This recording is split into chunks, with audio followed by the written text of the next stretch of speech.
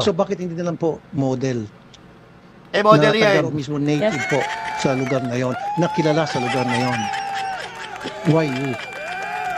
That photo was taken during my presence at the Yes, ma'am, South I know, I Cotabato. understand. Yes. We don't have any fight on that matter. What I'm trying to say is, someone who's recognized in that community, in that place, yung kilala, kunyari, Miss, kung anong bansa, ano bang lugar po yan? That's Lake Cebu. Cebu. Oh, how about Lake Cebu. Yes. Lake Cebu in Cebu? In South And Cotabato. so, how about Miss Cotabato instead of you? Nakilala sa lugar na yan. Senator So, Tulfo, let me clarify. No, that, no, ma'am, let me finish Yes. first. Okay. So, talagang gina-justify pa nitong si Secretary Cristina Frasco yung picture niya na halos makikita mo sa lahat ng airport sa Pilipinas. No? So, talagang feeling ko dito, talagang tuwang-tuwa siya sa tuwing nakikita niya yung picture niya na nakabalandra. Eto pakinggan natin kung nagigets niya yung punto ni Raffy Tulfo. Hindi kita in-interrupt.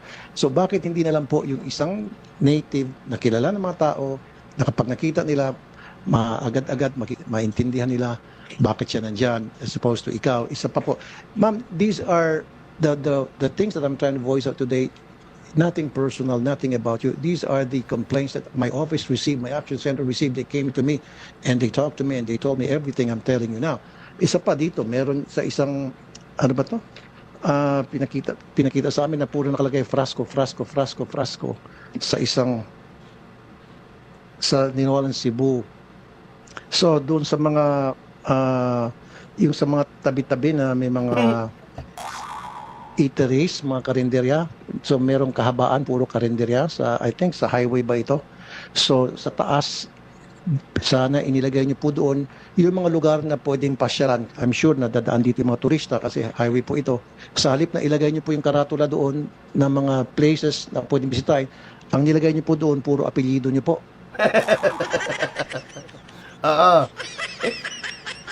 Tama naman. Para yung mga turista, pag pumupunta sa Pilipinas, makikita yung mukha ni Frasco at yung pangalan ni Frasco.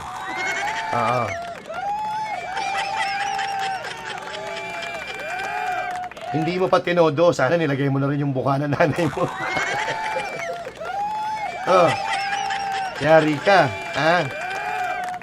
Yari ka, Tulfo, Raffy Tulfo. Yayariin ka ng nanay niyan, bahala ka. All the way. So siguro po walang authorization sa inyo. Baka yung mga tao nila pong gumawa niyan without you telling them. Baka merong gustong sumipsip sa inyo at nilagay yung name nyo. So siguro po pwede yung sabihin yung mga tao nyo next time, wag puro ako. Dapat yung mga lugar na talagang bebenta sa mga tourist. Ako hindi ako naniniwala na hindi niya alam yan Baka inutos pa nga niya yun Diba? Kasi, kung ako nagtatrabaho ako para magumanda ng turismo sa Pilipinas. Yung puso ko talaga ay pagpapaganda ng turismo sa Pilipinas. Bakit ko ilalagay dyan ang Frasco? Bakit ilalagay dyan ang mukha ni Frasco?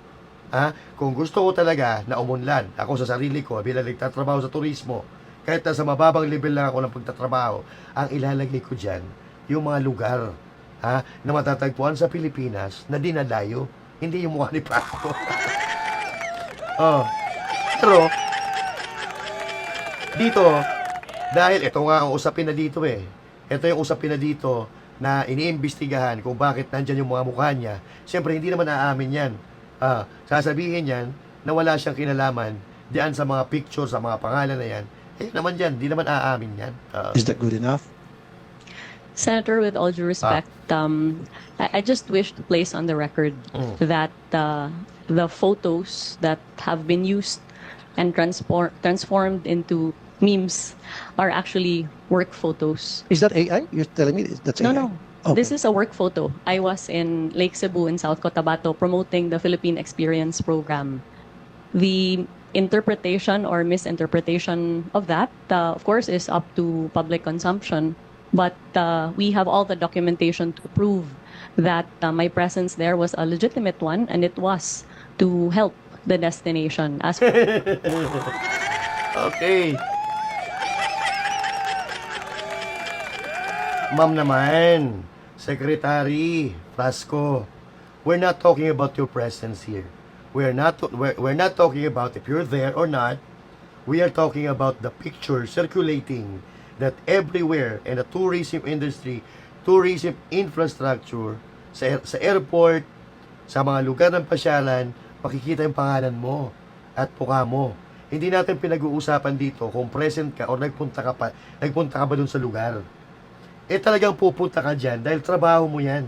Pag hindi ka nagpunta dyan, hindi ka nagtatrabaho. So meaning, you need to go to the place to see kung gumagana ba ang diskarte natin sa turismo. Gumagana ba o ano ba ang kulang sa ating turismo? Pupuntahan mo yung lugar para i-promote mo. I-promote mo yung magagandang tanawin, yung lugar mismo, hindi yung mukha mo. Yung problema kasi dito talagang hindi ata nagigets ni Cristina Frasco yung pinupunto ni Mr. Grandstanding. Ang pinupunto ni Mr. Grandstanding ay yung mukha ni Frasco na makikita kung saan-saan sa buong Pilipinas. Parang feeling ko, tuwang-tuwa siya na nakikita niyo yung picture niya, yung litrato niya. At parang feeling ko dito, ayaw niyang tanggalin yung mukha niya doon sa mga promotion ng Department of Tourism.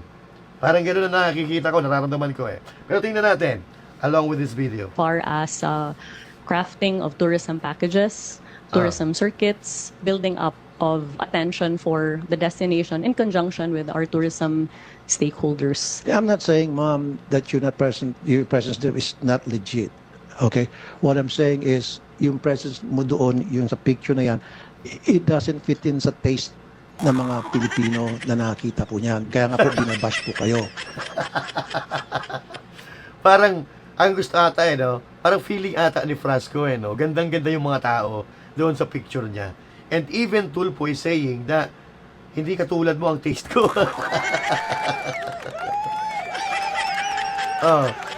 Akala ko, akala siguro ni Frasco, tuwan-tuwa yung mga tao na nakikita yung picture niya doon sa mga promotion ng turismo. Parang yun ata ang iniisip niya. Ang ganda ko. Uy, tigil-tigilan mo kami. Dahil si Tulfo nga, hindi ka taste ni Tulfo. Ako hindi rin. Kaya, huwag mo kami paandaran diyan sa mga rason mo na wala sa hulog. Tuloy. Hanggang sa pumunta po sila sa action center ko para magreklamo. Nung malaman nila magkakaroon ng hearing ng ganito, they came to my office and they told me that ito yung baka pwede may parating sa Department of Tourism. That's why I'm trying to voice it out today here in the hearing. Okay. So, kasi ang nangyari, ma'am, ang dating daw sa kanila, parang pinopromote mo yung sarili mo versus dapat yung Pilipinas ang pinopromote mo o yung mga probinsya ang pinopromote mo versus you're promoting yourself. Nakakahiya yan. Tiruin mo, nandyan ka, maraming tao, tapos ganito mga salita ang maririnig mo. Aba, matutunaw ako sa hihiya niyan. Diba? Biruin mo, napakalaking iskandalo. Diba? Napakalaking iskandalo yung una, yung sa promotion, yung Love Philippines, na ninakaw yung mga video. Ninakaw yung sa kagustuhan nila na magpabida-bida sa Pilipinas at mapaganda yung turismo, nagnakaw sila ng mga video. Ang laki-laki ng pondo nyo dyan sa Department of Tourism, tapos nagnakaw kayo ng video. Pero hindi natin po pwedeng sabihin na itong picture na ito, yung photo, ay nakaw kasi mukha talaga yan ni Frasco. Kaya lang, yung video, yung mga video na ninakaw nila, magaganda yun. Magagandang tanawin talaga, in fairness naman doon. Kaya lang hindi sa Pilipinas. Pero ito kasi picture ni Frasco, nakakaumay Yung po yung dating sa mga tao, hindi po sa akin yun that's not from me, from them. So ang dating po sa mga tao na you're trying to promote yourself. So maybe we have to refrain from doing that. We can use model siguro. Diba? Like I said, dyan sabi mo sa Cotabato ba yan? Saan lugar? South Cotabato. Then let's use Miss South Cotabato as the model or a native South Cotabato. Ano ba yung pinaka-native dyan sa Cotabato? Yung mga indigenous people in Cotabato. Much better versus kayo po. Yun po yung pinupoint out ng mga...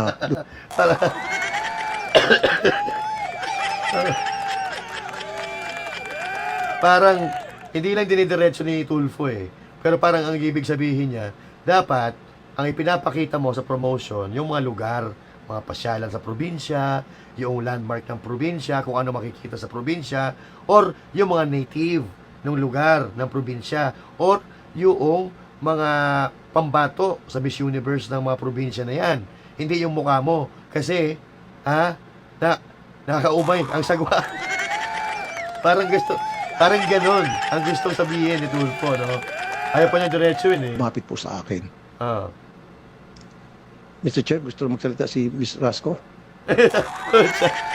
Tinabla ng hiya ata. Kaya na. Sa sobrang hiya niya, hindi na siya nakapagsalita eh. Ako dito, sa ilang minuto na pinakikinggan natin ito parang feeling ko, hindi nagigets ni Cristina Frasco ang pinupunto ni Mr. Grandstanding Raffy Tulfo. Pero ako naniniwala ako na matalino to Matalino to si Frasco kasi hindi naman magiging sekretary ng tourism yan kung walang utak yan, no? So ito lang, dalawang bagay lang ang tingin ko dito. She want to justify na ang picture niya ay okay lang na nandyan or hindi niya naiintindihan ang pinupunto. Pero ako gets ko naiintindihan na niya yan. Pero sa tingin ko dito, ayaw niya tanggalin yung kanyang picture sa mga promotion.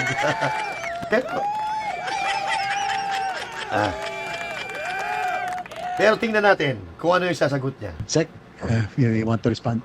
Yes. Sagot. Yan. I completely hear you, Ah. Senator, and I'm grateful that you have brought these matters to light. But since I have the floor, I would just like to reiterate my position that I have tried to be as present as possible in our destinations and for our stakeholders. Hindi niya talaga naiintindihan, man. Oo. We are not talking about your presence. We are not talking about if you're there or not. Kasi trabaho mo yan. Whatever happens to the Department of Tourism, pangalan mo nakataya. Kung may magandang mangyari dyan, credit mo. Kung may pangit na mangyari dyan, pananagutan mo. So, it doesn't necessarily mean na ilalagay mo yung picture mo para masabi mo na nagpunta ka o present ka dyan. You are promoting the country. You are promoting the locals. You are promoting the place. You are promoting, pinopromote mo yung mga pasyalan, kung ano yung delicacies, kung ano yung matatagpuan sa lugar na yan. Hindi mo pinopromote ang mukha mo. Di ba? Yung mga rason ni Frasco, ang labo, malayo sa pinag-uusapan, ang layo ng punto. That is the extent of the duty that I have exercised and nothing more. I have no national ambition. I'm not running for any national position. Wala naman nagtatanong.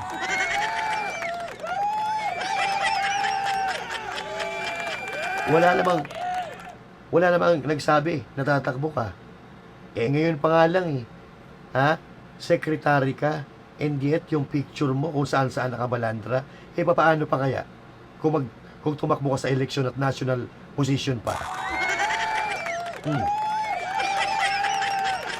And therefore, any accusation of self-promotion would fall flat because I am not running for any national position in 2028, and therefore there would be no reason for me to promote myself.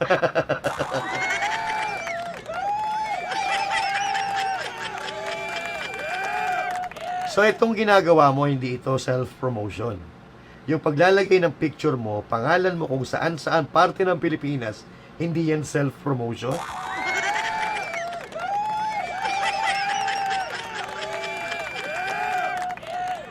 Ano ang tawag dyan? Naglolokohan na naman tayo O halimbawa, isang produkto. Halimbawa, gatas. Yung mga kumpanya ng gatas, kumukuha yan ng model. Kumukuha ng artista para i-promote ang kanilang gatas. So it takes two to tango. Sabi nga nila Kumbaga, that's a give and take relationship. You are promoting the brand and the brand is promoting you. Makikita yung brand, makikita yung mukha mo. 'Di ba? So, ibig sabihin, pinopromote mo rin sarili mo.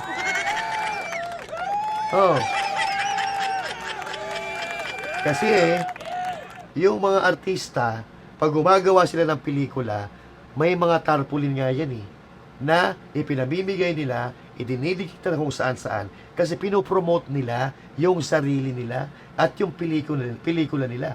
So, dalawang bagay ang pinopromote nila. Yung sarili nila at yung pelikula. Katulad din, doon sa mga pag-endorso ng produkto.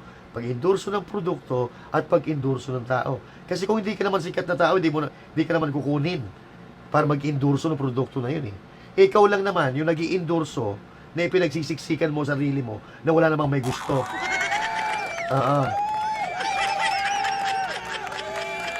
Tapos ngayon, sasabihin mo, hindi self-promotion. Wow, astig, ang lupit mo. Model yarn. I'm sorry, ma'am. I'm not saying that you're running. Don't put words into my mouth. I'm not saying that. What I'm saying is, yun po nakakalata yung mga tao na parang pinopromote yung sarili mo for whatever reason. Now, also, ma'am, compared to other countries like Vietnam, Korea, Malaysia, Japan, hindi niyo po nakikita yung mukha ng mga secretaries ng Department of Tourism nila doon eh. Wala. Never ka makakita sa tourist materials ng kahit anong bansa na banggit ko, yung kanina Secretary of Tourism, pinopromote yung mga mukha ng mga pictures nila. Grabe yun. Diba? Let's put our feet in Cristina Frasco's shoes, mga kababayan. Halimbawa, ikaw yung kaharap ni Rapi Tulfo at ganito yung sinasabi niya sa'yo. Anong mararamdaman mo? Kung ako nandiyan sa harap ni Tulfo, lulukoy ako sa inuupuan ko. Kasi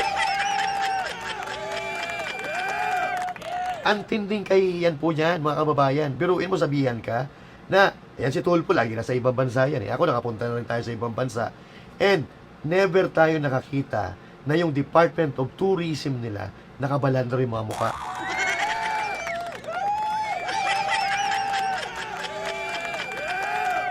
Ang mga nakalagay doon, yung mga tourist spots nila at yung mga kung ano talaga yung pinagmamalaki ng lugar nila, yun na nakalagay.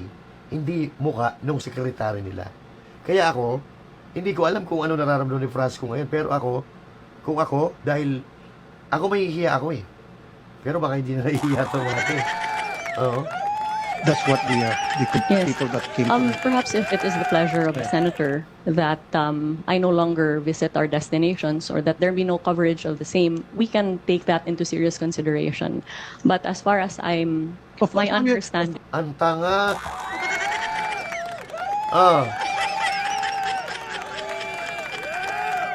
Hindi na raw siya magpupunta sa mga destination. So, bakit ka nandyan?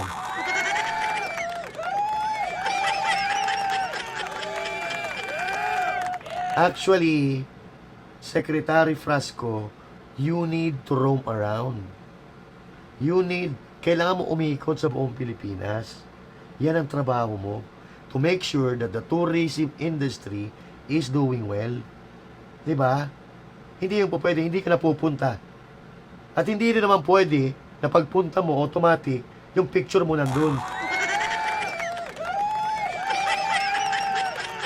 Dahil tulad ng sinabi ko, kung ano mangyari sa Departamento ng Turismo, nakasalalayan sa'yo. Kung maganda man mangyari, kung mapangit man, sa pangalan mo nakaatang yan. Ikaw ang sasabihin ng mga tao. So, siguro naman, hindi mo na kailangan na maglagay ng mga picture mo kung maganda, ang sabi niyo maganda turismo sa Pilipinas. If maganda ang tourism industry sa Pilipinas, you don't need to put your picture in there. Because your work or your job will talk for you. Yung trabaho mo na mismo ang magsasalita para sa iyo. You don't need to put anything na mag-uugnay sa iyo dahil alam ng Pilipino na ikaw ang sekretary ng turismo.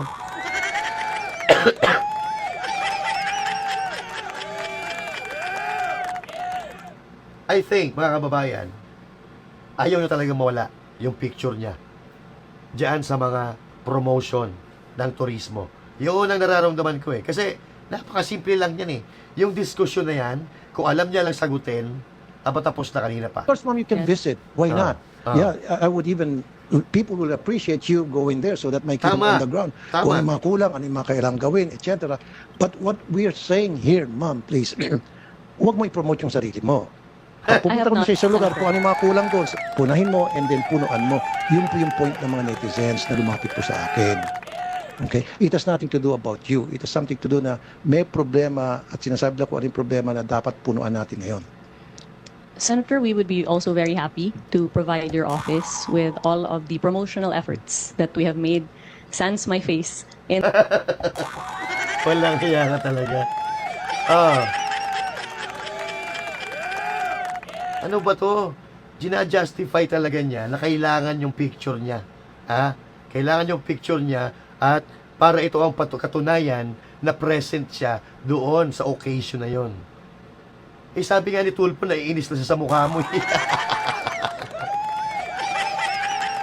Tapos, padadalhan mo pa yung opisina niya ng mga picture mo.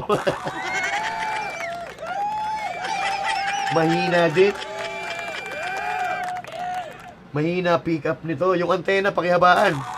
the destinations covered in order to indicate that the Department of Tourism has not ever ceased from promoting our destinations, notwithstanding our very, very limited budget. Walang hiya talaga. Nadamay pa yung budget eh. Diba? Humaba. Actually, mahaba po yan. Siguro mga almost 20 minutes. Ang diskusyon na yan. Pero kung tutuusin, itong usapan na ito, tapos na to kahit 5 minuto eh. Kahit 1 minuto, tapos na yan.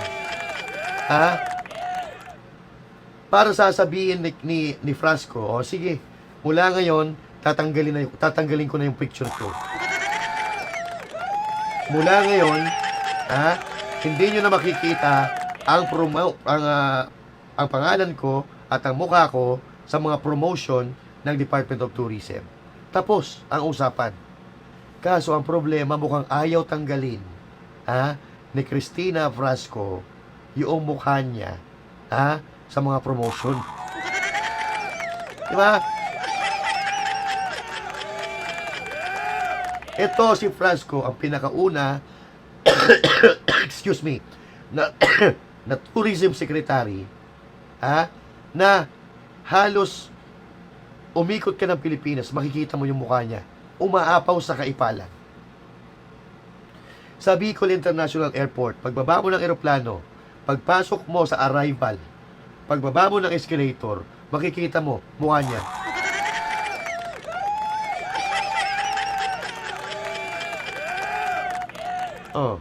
Ako pag umuwi ako sa Bicol, unang-una na gusto kong makita, syempre of course, pamilya. At yung mga Bulkang Mayon, yung mga magagandang beach, yung Butanding sa Sorsogon, Sumlangley, Mayon Skyline, at marami pa na pasyalan sa Bicol. Yun ang una-una kong gusto makita, hindi yung mukha ni Frasco.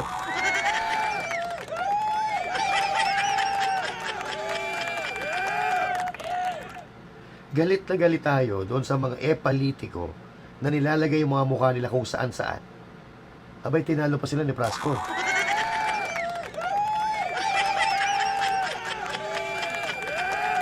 Hindi pa yan politiko lalo na pag naging politiko yan. Pag tumakbo yan ng national position, puta baka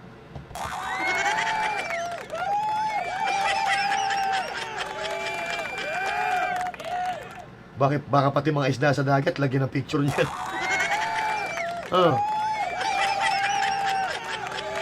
Diba? Ito na lang, sana nilubos-lubos mo na. Since dami mo naman picture dyan, mga pangalan mo, sana yung aeroplano, nilagyan mo na rin ng picture mo. Yung mga tricycle, nilagyan mo na sana ng picture mo. Diba? Yung mga bus, sana nilagyan mo na ng picture mo. Lubos-lubusin mo na. Malay mo, makaakit ng turista.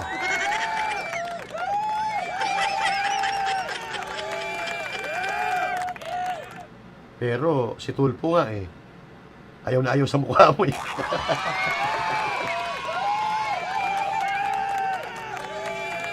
Diba? Arte-arte magsalita. Hindi na mabagay sa mukha. Alam mo, tama yung sinabi ni Tulfo. ni Mr. Grandstanding. Dapat, tinitingnan mo yung problema. Ha? Tinitingnan mo yung problema, solusyonan ang problema. Hindi yung, ikaw pa yung nagiging problema eh.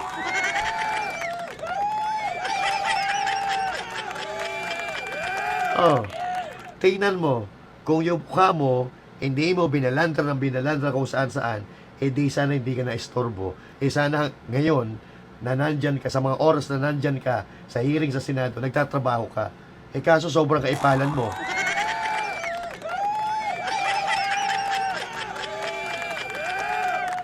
Alam mo, hindi yung mukha mo ang solusyon sa problema ng turismo.